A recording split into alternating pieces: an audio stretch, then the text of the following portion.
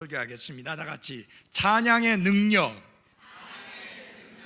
시편 147편을 펴신 채로 말씀을 보시기 바랍니다. 찬양은 우리에게 놀라운 능력을 부여합니다. 어떤 능력을 부여하는가? 첫째로 찬양은 우리의 삶을 일으켜 세웁니다. 다 같이 147편 2절을 보아주십시오. 2절 첫 부분을 함께 읽겠습니다. 시작.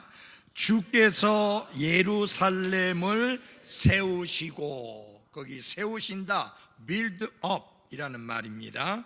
일으켜 세워준다는 말인데, 본래 이 말씀의 의미는 이스라엘이 바벨론의 포로 생활에서 돌아오고 난 후에 하나님께서 무너졌던 예루살렘을 다시 세우시는 것에 관한 말씀을 언급한 내용입니다. 이것이 이 본문의 1차적인 의미입니다. 하나님께서는 처음에 보잘것없이 초라했었던 예루살렘을 일으켜 세워 주셨습니다. 왜냐하면 바빌론의 군대가 예루살렘을 치러 와서 예루살렘의 성전을 무너뜨렸는가 하면 성벽도 무너뜨려서 안전이 보장되지 않던 상황이었는데, 하나님께서 사람들을 이스라엘로 보낼 수 있게 그 왕의 마음을 움직였고, 그래서 그들이 예루살렘으로 돌아와서 예루살렘을 다시 일으켜 세우게 됐는데, 그것이 하나님이 하신 일이셨기 때문에 하나님께서 예루살렘을 세우시고 라고 이렇게 말씀을 했습니다. 하나님께서는 예루살렘을 그 폐허에서 회복을 시키셨고 다시 일으켜 세워주시는 놀라운 일을 행하셨습니다. 근데 우리는 이 구절에서 또 다른 교훈을 배워야 하는데, 그것은 무엇이냐? 우리 하나님은 우리의 삶을 일으켜 세우시는 하나님이십니다. 우리가 주를 찬양할 때, 그래서 주님께 합당한 영광을 돌려드리는 삶을 살게 될 때, 하나님께서는 우리의 삶을 일으켜 세워주시는 귀하고 놀라운 일을 행하십니다. 여러분 아십니까?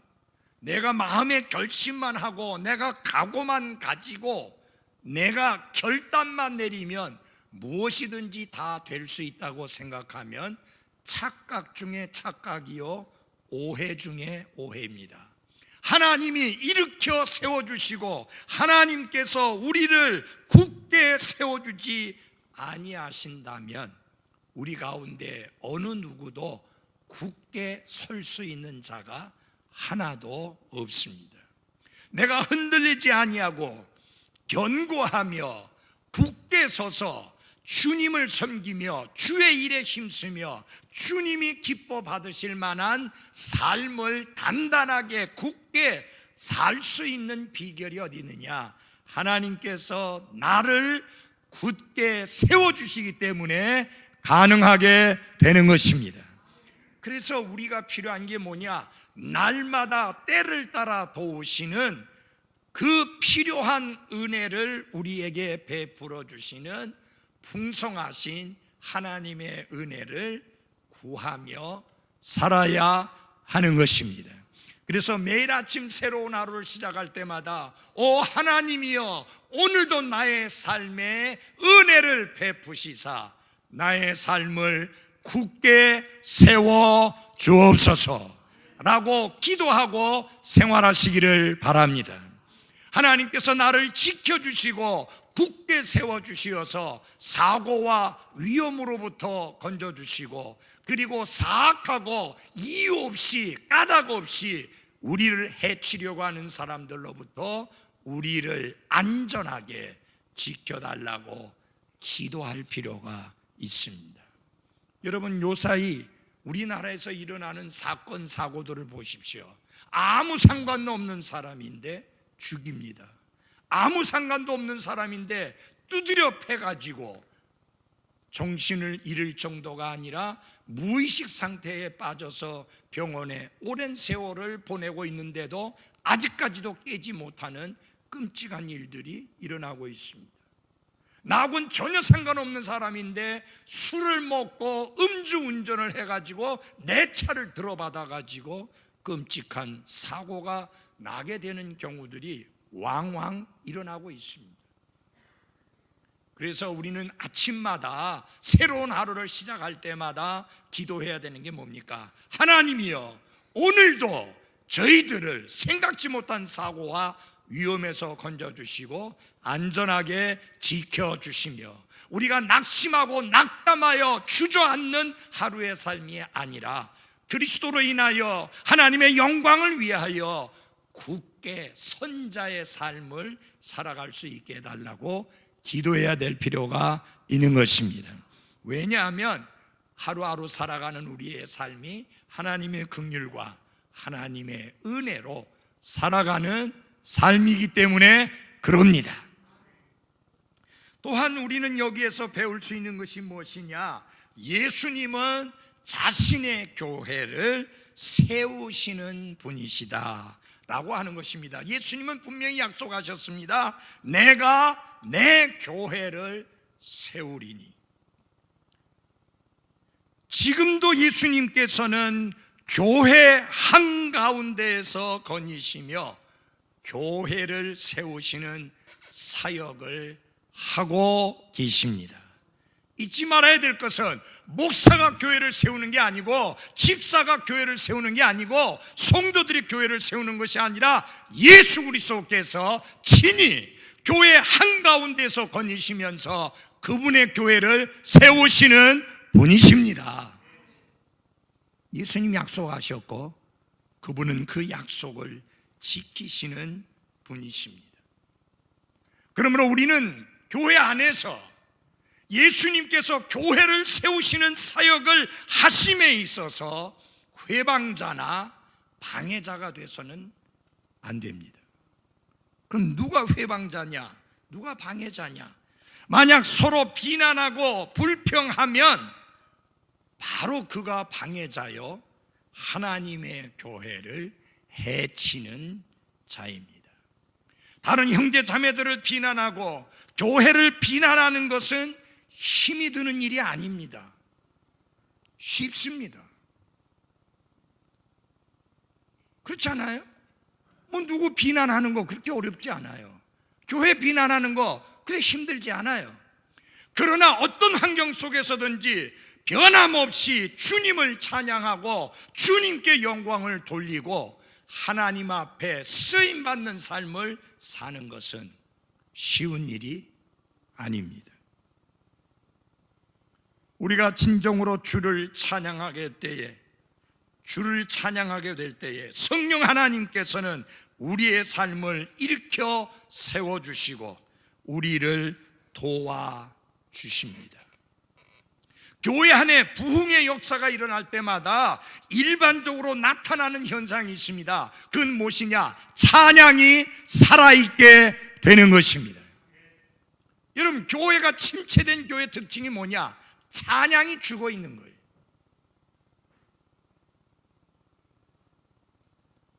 저는 저희 교회가 찬양이 살아있는 교회라고 그렇게 확신합니다. 왜냐하면 여러분들이 찬양하는 것을 들어보면 압니다. 우리 주일 학생들은 이 정말 힘있게 찬양하고 열심히 찬양하고 최선을 다하여 찬양하는 데 있어서 우리 모두에게 본이 되는 모습을 보이고 있습니다. 전에 우리 김혜농 목사님 사모가 이 예배에 참석해서 찬양 시간에 아이들의 찬양이 워낙 힘차게 들렸기 때문에 아이들이 한 곳에 같이 우르르 몰려 앉아가지고 찬양하는 줄 알고 뒤를 돌아다 봤더니 안 보이더라는 거예요. 이게 어디서 이렇게 찬양이 울려 퍼지는가 너무 궁금했대요. 정말 우리 교회 주일 학생들, 특별히 몇몇 학생들, 정말 우리 어른들이 부끄러움을 느낄 정도로 죽기 살기로 찬양합니다. 우리 모두가 본받아야 될 정도로 찬양합니다. 아멘. 네.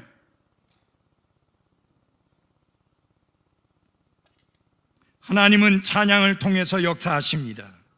성경을 공부하고 기도하고 우리의 시간과 우리의 재능과 우리의 물질을 주께 드리는 것도 중요하지만 가장 중요한 요소 중에 하나가 힘써 주를 찬양하는 것입니다. 교회가 영적으로 살아있다면 당연히 그 찬양이 살아있어야 되고, 또 하나님은 그 찬양을 통해서 역사를 하시며 그리고 성도들을 일으켜 세워주신다 하는 것입니다. 여러분, 불신자들이 이 경배 시간에 참석해서 처음부터 그들이 기가 죽고, 그래서 이 분위기에 압도되는 데 있어서 가장 결정적인 첫 번째 요소가 뭐냐면 우리 전체가 함께 부르는 회중 찬송의 힘입니다. 이런 불신자들이 처음 교회에 왔을 때 우리 모두를 우습게 여기고 아주 깔보지 못하고, 정말 그들이 이곳에 와서 기가 죽고, 그래서 겸손하게 낮아져서 하나님의 말씀을 경청하도록 준비시켜주는 것 중에 하나가 살아있는 찬양의 힘입니다. 이 찬송에 압도당할 수 있게 우리는 살아있는 찬양으로 하나님께 영광을 돌려드려야 합니다. 여러분, 그 목소리 아껴놨다가 뭐 하시겠어요? 죽으면 이 목소리 아무 소용도 없어요. 그리고 목이 좀 쉰 것 같고 목이 좀 잘 안 풀리고 이런 분 말하는 분이 있는데, 제가 비결 알려 줄게요. 힘있게 찬양하면 다 뚫려요. 네. 그리고 저는 이제까지 찬양을 드리다 보니까 목에 성대 결절이 생겨가지고 목에서 피가 나왔다는 사람 한 번도 들은 적이 없어요. 하나님께서 하나님을 찬양하는데, 열심히 찬양하는데 뭐 목에 핏줄이 터지게 하시겠습니까? 아니, 여러분, 이거 아껴놨다 뭐 하려고 그래요? 하나님을 힘껏 찬양하시기 바랍니다. 아멘도 아껴놓지 말아요. 죽고 나면 아멘도 못해. 살아있으니까 아멘으로 화답할 수 있잖아요. 아멘? 아니, 아멘은 왜 수출 보내요? 그럼 수출 보내면 안 돼. 그건 수출 보낼 게 아니에요. 하나님께 아멘으로 화답해서 영광을 돌려드리십시다. 찬양도 힘차게 하고, 하나님께서 언제까지 저의 건강을 지켜주시고 저로 하여금 이렇게 힘있게 설교하게 하실 수 있을지 모르지만 하나님이 허락하신 한은 힘있게 말씀을 선포할 것입니다. 여러분도 열심히 기도로 후원해 주십시오. 여러분, 제 나이가 적지 않은 나이인 거 아시죠? 몰라요? 목사님 항상 28 청춘 같아요?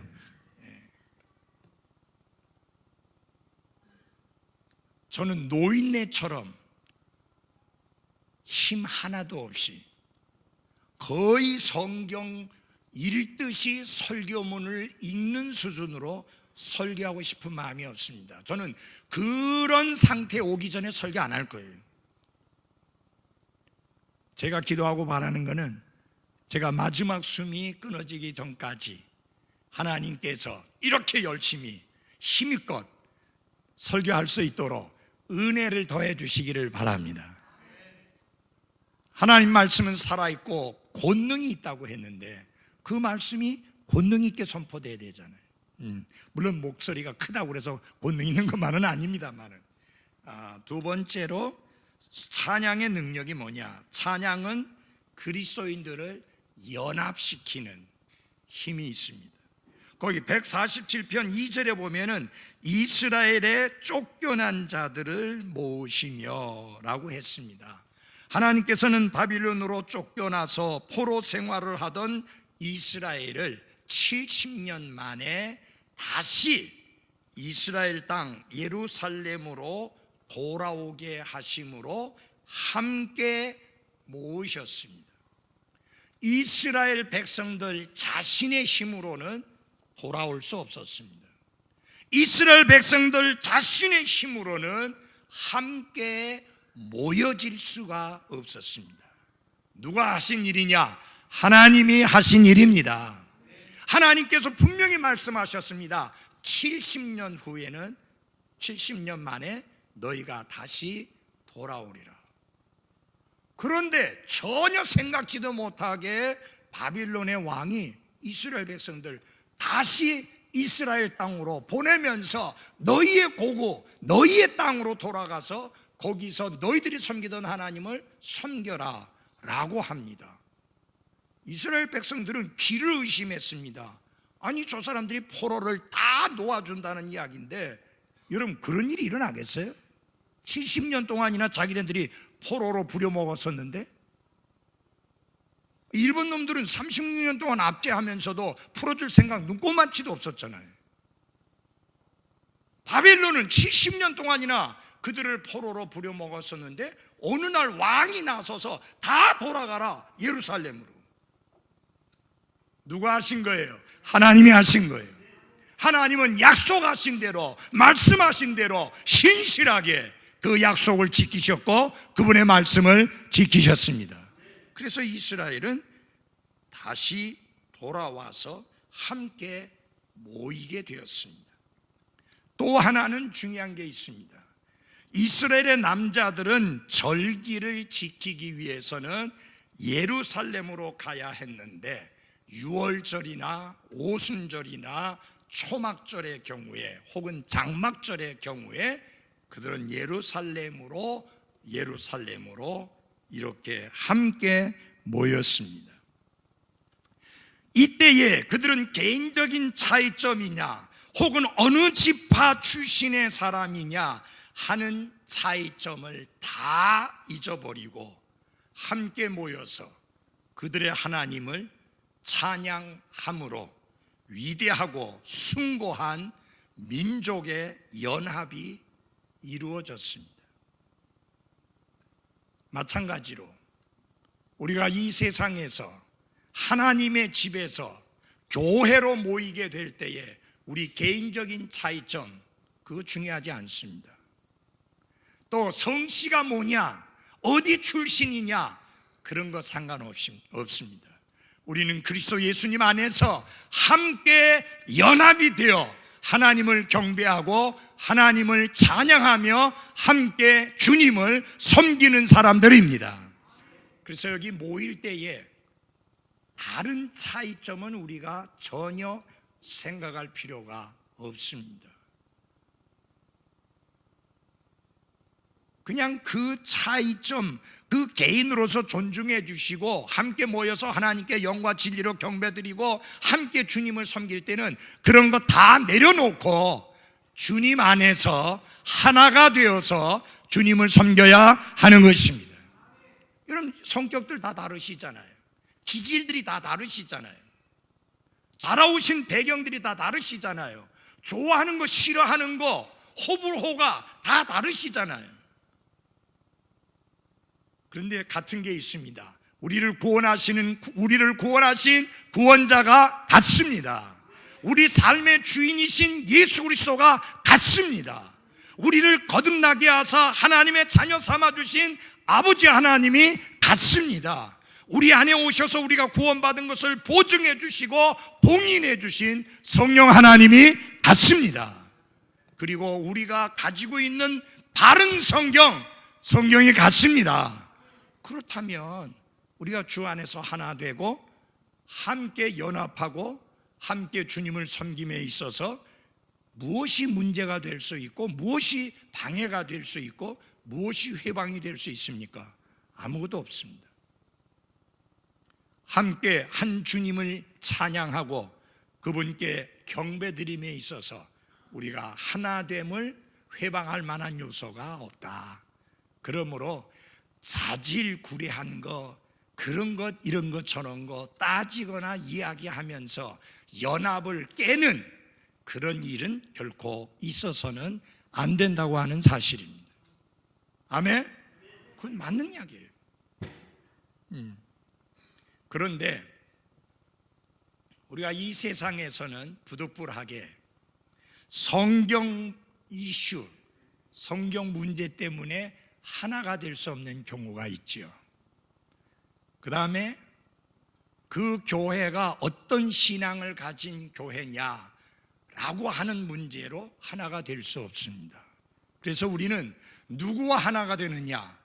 근본주의 신앙을 가진 자, 교회가 독립적인 것을 믿는 사람들, 성경적인 침례를 베푸는 사람들, 그리고 하나님이 섭리로 보존해 주신 이 성경이 하나님이 보존해 주신 특별한 성경이라고 하는 것을 믿는 사람들과 하나가 되는 것입니다.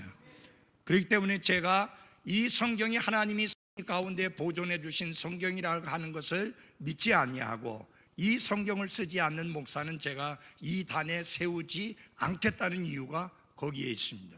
성경이 다르다고 하는 것은 가장 큰 차이입니다.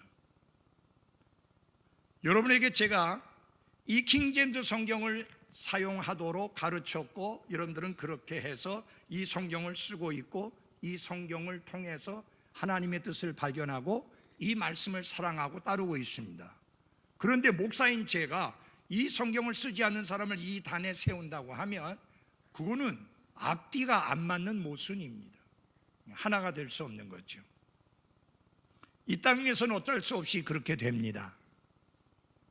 그런데 하늘나라에 가면 우리가 구원받은 사람들만 다 모여 있으니까 우리를 구원해 주신 하나님께 찬양을 드릴 때는 어떤 차이도 없이 그 하나님께 경배와 찬양을 드리게 될 것입니다.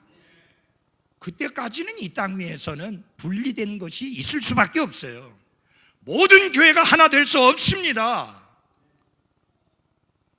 이 땅에서는 반드시 말씀과 그리고 그 교회가 믿는 바와 그 교회가 선포하는 그 분명한 가르침과 설교에 의해서 구분이 될 수밖에 없습니다. 우리는 절대로 동성연애를 인정하는 사람과 하나가 될 수 없습니다. 우리는 행위와 율법을 통해서, 행위와 믿음을 통해서 구원받는다고 가르치는 사람과 하나가 될 수가 없습니다. 왜요? 믿음이 다르니까요. 이제는 성경 이슈 때문에 더 분리가 일어나게 됐는데, 그것은 뭐냐? 하나님이 보존해 주신 성경을 안 따르는 사람과 끝까지 개혁성경을, 오염된 개혁성경을 주장하는 사람과는 하나가 될 수가 없는 거예요. 물론 하늘나라에 가서는 구원받은 사람들이라면 다 같이 한 주님을 한 마음으로 한 목소리로 찬양하게 될 것이고, 거기에서는 구분이 없겠지만 이 땅에 있는 동안에는 구분이 있을 수밖에 없습니다. 제가 가지고 있는 믿음, 또 부목사님이 가지고 있는 믿음, 전도사님이 가지고 있는 믿음, 우리 모두가 가지고 있는 믿음이 뭐냐? 이 성경은 번역 중에 최고로 뛰어난 번역이라고 믿지 아니하고 하나님이 섭리로 보존해 주신 유일한 성경이라고 믿습니다. 큰 소리로 하면 돼. 하나님이 섭리로 보존해 주신 유일한 성경이라고 믿습니다. 하나님은 보존을 약속해 주셨습니다. 분명히 하나님이 보존해 주신 게 맞습니다. 자, 예를 들어서 어떤 분은 그렇게 합니다. 아, 그렇죠, 하나님이 보존을 해 주시죠. 근데 그건 원본입니다. 여러분, 원본은 없어요 지금. 그러면 하나님이 보존해 주신다는 게 무슨 의미가 있어요? 우리 손에 오지도 않고 우리 손에 접할 수도 없는 원본. 그리고요, 그 원본은 66권의 형태를 갖추고 있었던 적이 한 번도 없습니다. 그 없는 성경을 갖다 하나님이 보존해 주신 것이라고 하면서, 그러면 이건 뭐예요? 아니잖아요.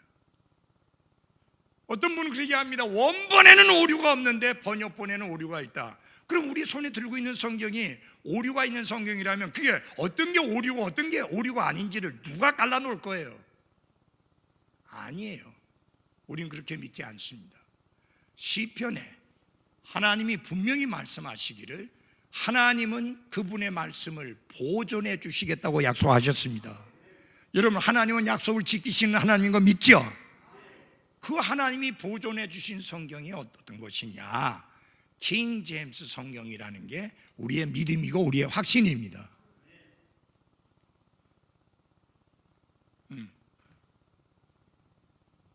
그래서 하나가 될 수 없는 경우들이 생기게 되는 것입니다.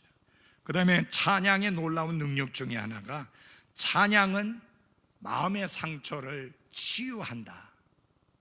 마음의 상처를 치유하는 혹은 치료하는 권능이 있다, 능력이 있다 하는 것입니다. 147편 3절 같이 읽겠습니다. 시작. 마음이 상한 자들을 고치시고 그들의 상처를 싸매시는도다. 약속의 땅으로 돌아온 유대 백성들은 주를 찬양할 강력한 이유가 생기게 되었습니다.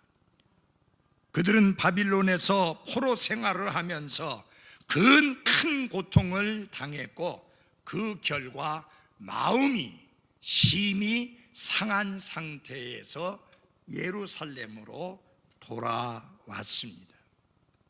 하나님은 그들의 상한 마음을 치유해 주셨고 황폐해진 그들의 마음의 상처를 싸매어 주셨습니다. 그것처럼 오늘 주께서는 세상의 마음이 상한 자들을 치유해 주시고 성령의 위로로 위로해 주심으로 상처를 싸매 주시는 하나님이신데, 특별히 우리가 하나님께 찬양을 드릴 때 이 찬양이 우리 상한 마음을 고치고 상한 상처를 싸매주는 놀라운 능력이 있다고 하는 사실입니다.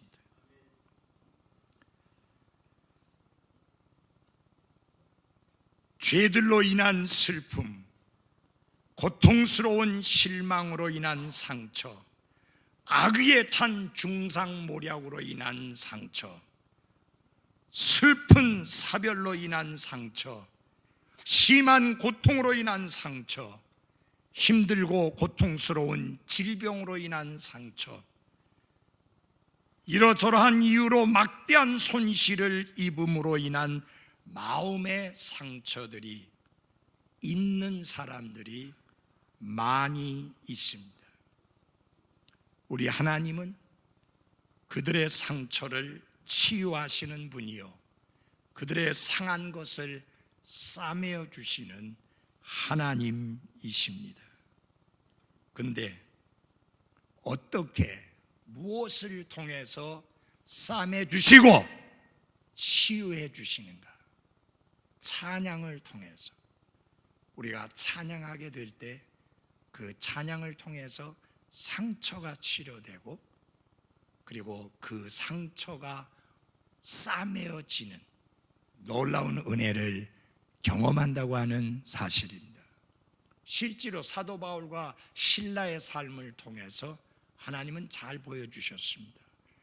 바울 사도와 실라가 복음을 선포했을 때 그들은 잘못한 것도 없이 체포되었고 그리고 채찍에 엄청 심하게 맞음으로 인해서 졸도한 상태 가운데 깊은 감옥에 갇히게 됩니다. 얼마나 억울합니까? 얼마나 기가 찬 일입니까? 얼마나 마음 상한 일입니까? 그들이 깊은 감옥에 갇혀 있는 중에 이제 정신을 차리고 깨어나오나니까 한밤중이었습니다.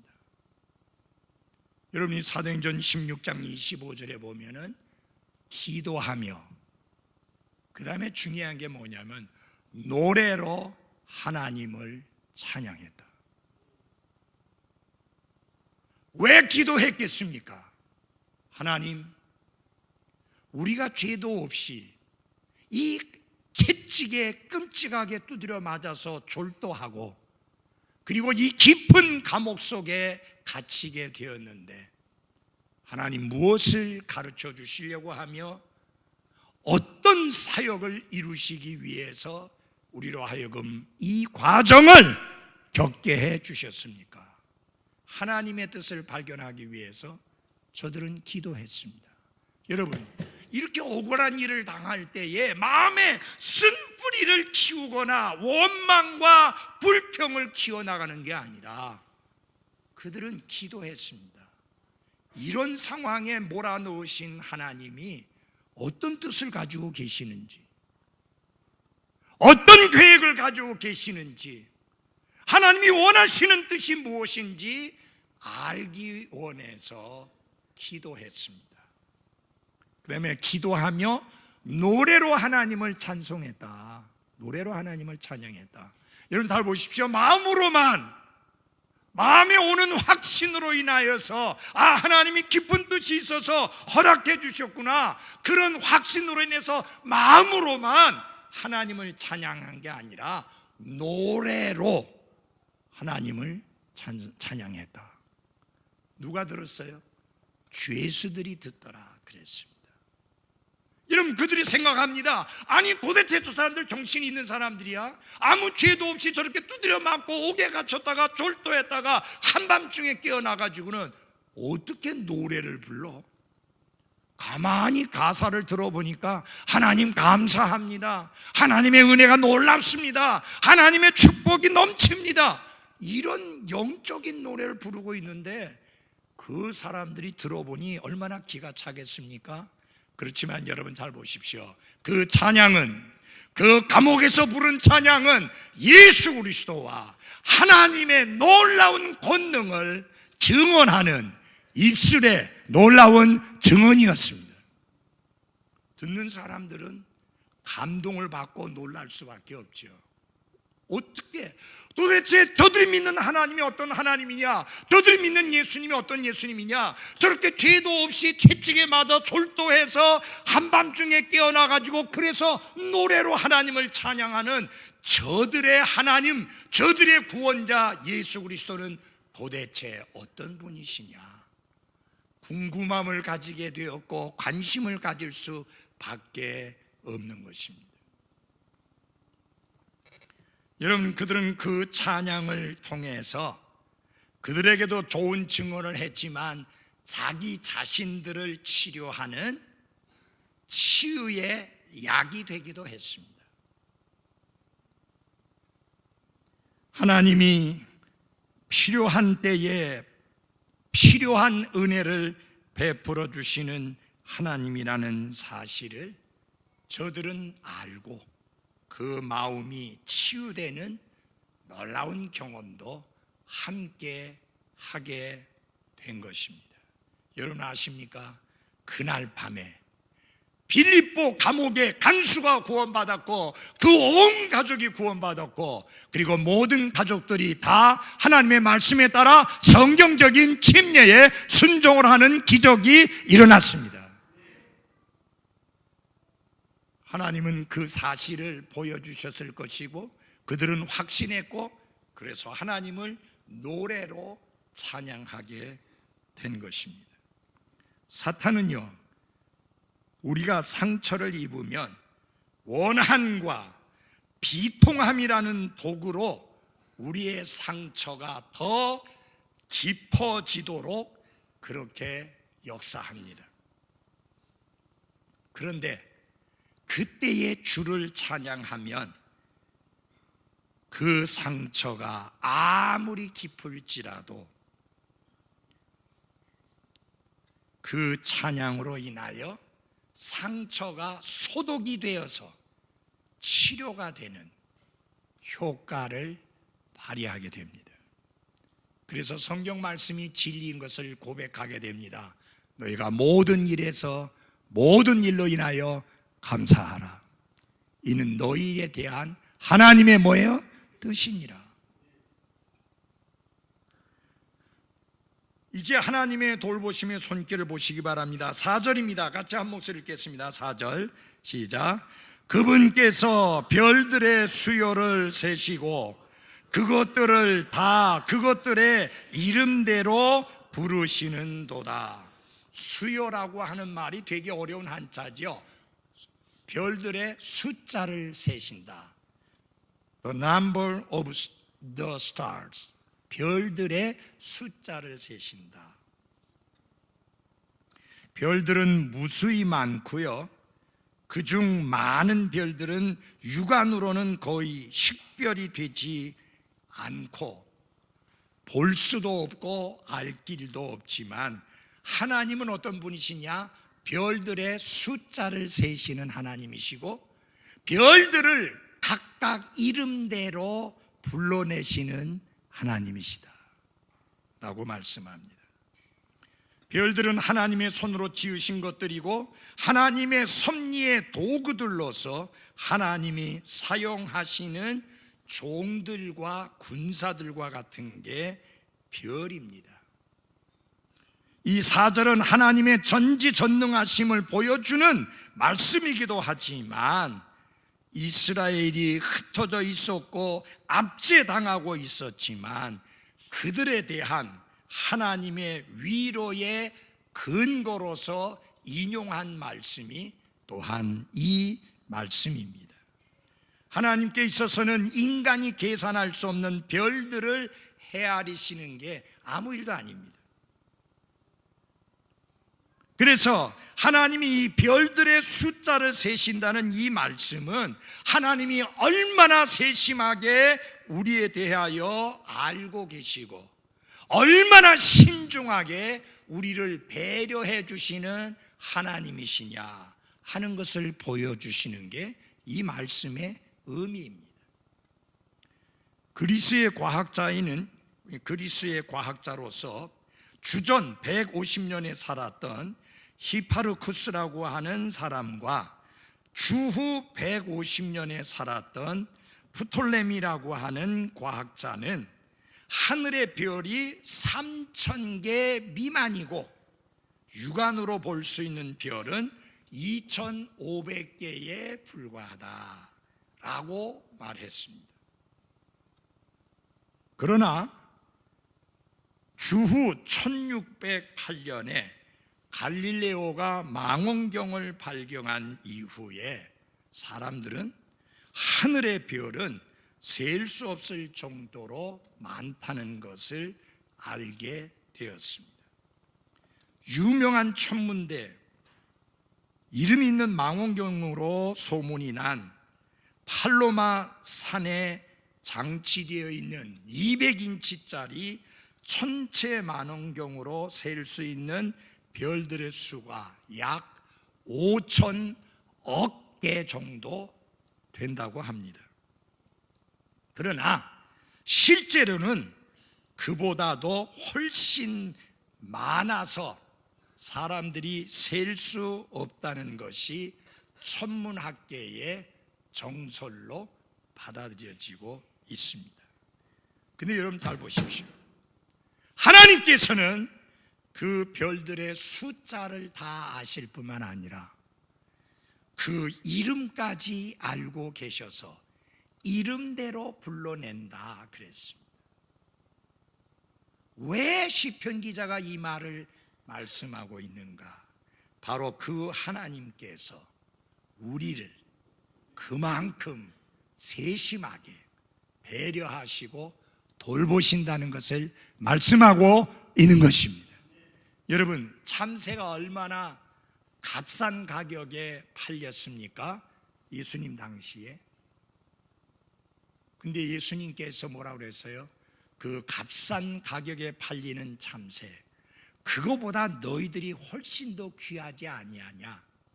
너희들의 머리카락까지도 세신 바 되었으니 아무것도 염려하지 말라는 게, 하나님께서 친히 돌봐주신다는 게 예수님의 말씀이었습니다.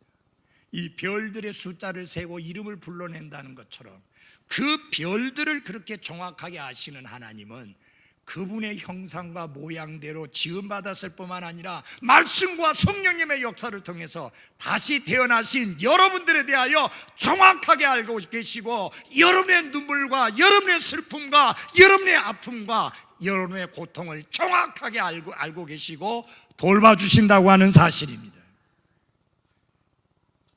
때로는 여러분의 마음속에 이런 생각이 들 수 있습니다. 내가 너무 힘든데 목사님은 너무 모르시는 것 같아. 예, 당연하죠. 제가 모를 수 있죠. 나 너무 아픈데 목사님은 모르시는 것 같아. 여러분이 말씀하시지 않으면 제가 알 길이 없죠. 근데 여러분 아십니까? 예수님은 여러분이 말씀드리지 않아도 다 아십니다. 여러분의 아픔과 눈물과 슬픔과 고통과 질병, 필요, 모든 것을 예수님은 다 하나에서도 10가지 정확하게 알고 계십니다. 그리고 그분이 약속하신 게 뭐냐? 돌봐주시겠다고 하는 것입니다. 베드로전서 5장 7절에 너희의 모든 염려를 그분께 맡기라. 이 맡긴다는 말이 그분께 던진다는 뜻이에요. 그분께 벗어놓는다는 뜻이에요. 마치 짐을 벗어놓듯이 그분께 벗어놓아라. 그리하면 그분께서 너희를 돌보시느니라. 내 짐을 주께 맡기라. 그러면 그분께서 너를 붙드시고 의로운 자가 흔들리는 것을 결코 허락하지 아니하시리라. 하나님께서는 인간의 불행과 문제와 염려를 다 아실 뿐만 아니라 능히 해결해 주실 수 있는 능력의 하나님이십니다. 그러므로 사랑하는 그리스도인 여러분, 여러분과 제가 해야 할 일이 뭡니까? 내 걱정, 내 근심, 내 염려, 내 문제를 그분 앞에 내려놓는 것이고 벗어놓는 것이 여러분과 제가 해야 할 일입니다. 사람 중에 문제 들고 오는데 좋아할 만한 사람은 없어요. 저도 별로 안 좋아해요. 좀 좋은 일 가지고 저 찾아오면 좋은데 골치 아픈 문제 들고 와서 찾아오면 저도 힘들어요. 저도 같은 인간이니까요. 근데 제가 할 수 있는 게 너무 제한되어 있습니다. 근데 제한되어 있지만 엄청난 게 있어요. 그게 뭐냐? 그분을 위하여 기도하는 거예요. 저희들이 아침마다 사역자들과 함께 기도합니다. 여러 가지 기도 제목들을 말씀들을 해주시고 힘들고 어려운 문제들을 말씀해 주시고 겪고 있는 고통과 아픔을 말씀을 해 주시는데 우리가 해줄 수 있는 게 별로 없어요. 대신 아파줄 수도 없고, 그렇다고 해서 주머니가 든든해서 그냥 털어가지고 도와줄 수도 없고, 우리 주머니가 비었으니까. 근데 우리가 할 수 있는 엄청난 게 있어요. 어마어마한 게 있어요. 그것은 여러분들을 위하여 기도해 드리는 것입니다. 그리고 기도는 권능이 있습니다. 하나님이 들으시고 기적을 행하십니다. 저희들은 그것을 보고 경험합니다. 그래서 더 힘써 기도하게 되는 것입니다. 그러므로 문제가 있든지 어려움이 있든지 무엇이든지 간에 말씀을 해주시면 저희들이 함께 기도함으로 여러분을 지원할 것입니다. 두 가지가 있는데 하나만 더 말씀드리고 말씀을 마치겠습니다. 5절 말씀 같이 읽겠습니다. 시작. 우리 주는 위대하시고 권능이 크시며 그분의 명철은 무한하시도다. 하나님은 크신 권능의 하나님이십니다. 그분은 못하실 일이 전혀 없습니다. 근데 우리가 주님을 찬양할 때 주님께서 우리에게 권능을 주시고 놀라운 기적이 일어나는 것을 경험하게 하시는 좋으신 하나님이십니다. 불평하고 투덜거리는 것에도 힘이 있습니다. 왜요? 다른 사람의 마음을 상하게 하고 상처를 주는 힘이 있습니다. 근데 이건 무슨 힘이에요? 건설적인 세우는 힘이 아니라 오히려 파괴하는 힘입니다.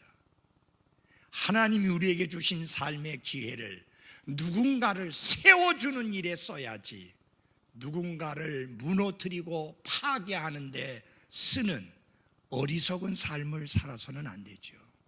주께서 우리를 세워주시는 분이신 것처럼 우리의 삶을 통해 누군가를 세워주는 복된 삶을 살아가는 나와 여러분이 되기를 바랍니다. 세워주는 삶을 사십시오.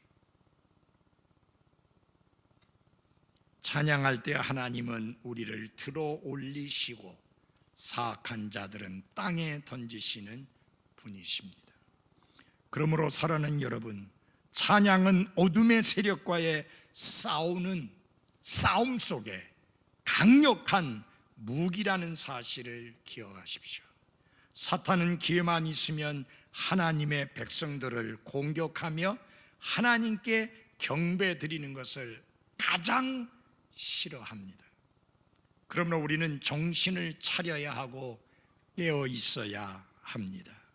시편 146편부터 150편까지 5편의 시편 모두가 아주 특별한 면이 있는데, 그건 무엇이냐면은 첫 절이 너희는 주를 찬양하라는 말씀으로 시작하고 끝이 너희는 주를 찬양하라는 똑같은 말씀으로 끝나는 특징이 있습니다. 146편, 147편, 148편, 149편, 150편 이 5개의 시편 모두가 주를 찬양하라는 말씀으로 시작해서 주를 찬양하라는 말씀으로 끝마칩니다.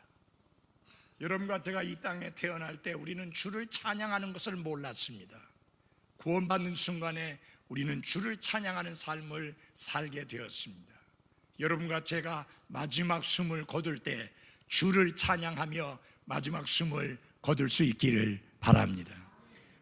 다 같이 시편 145편을 찾아주십시오.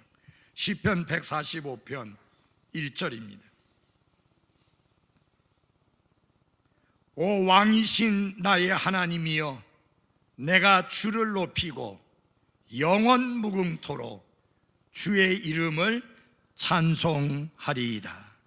내가 날마다 주를 찬송하며 영원 무궁토록 주의 이름을 찬양하리이다. 다윗처럼 나와 여러분 모두가 이런 삶을 살다가 주님 앞에 설 수 있기를 바랍니다. 다 같이 일어나시겠습니다.